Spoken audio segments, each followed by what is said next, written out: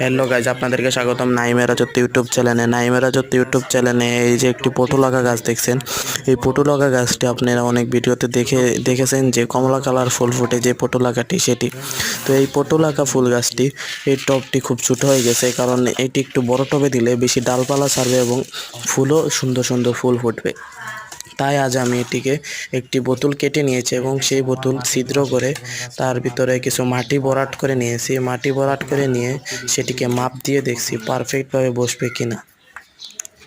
এখন দেখলাম বসবে। তারপরে কেচি দিয়ে সেই টবটিকে আমি কেটে নিচ্ছি। কেটেই যে টবে মাটি ভরেছি সুন্দর মতনই সেই মাটিতে বসিয়ে নেব।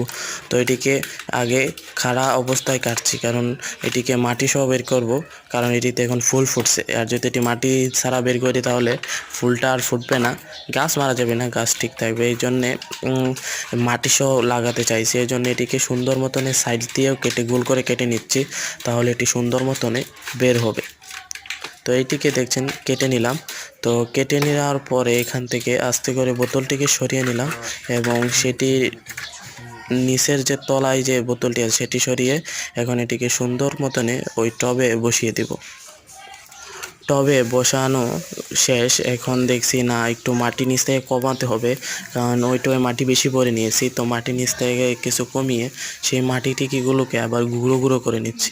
গুঁড়ো গুঁড়ো করে নিয়ে সেটিকে সুন্দর মতন সাইড দিয়ে বসিয়ে নিচ্ছি এবং ওই মাটিতে হবে না, আরও কিছু মাটি লাগবে, তাই নতুন করে কিছু মাটি দিয়ে দিচ্ছি। তো এই মাটিগুলো চারদিকে দেওয়া শেষ হয়ে গেলেই এখানে তো মাটিগুলো দিচ্ছি। মাটিগুলো দেওয়া শেষ হলেই এটিতে কিছু পানি দিয়ে দিব, তাহলে এই কাজটি হয়ে যাবে। আর এতক্ষণ যারা আমার ভিডিওটি দেখছেন অবশ্যই ভিডিওতে একটি লাইক করবেন। আর এতক্ষণ ভিডিওটি দেখার জন্য ধন্যবাদ। আর এরকম ভিডিও পেতে আমার আইডিটি সাবস্ক্রাইব করে রাখবেন, তাহলে সবার আগে আপনার কাছে আমার ভিডিওগুলো পৌঁছে যাবে। আর আপনার কাছে কোনো সমস্যা থাকে কমেন্ট বক্সে বলে যেতে পারেন, কারণ এইরকম সব সমস্যারই সমাধান আমি দিব। তো ভিডিওতে লাইক করে চলে যান। ধন্যবাদ।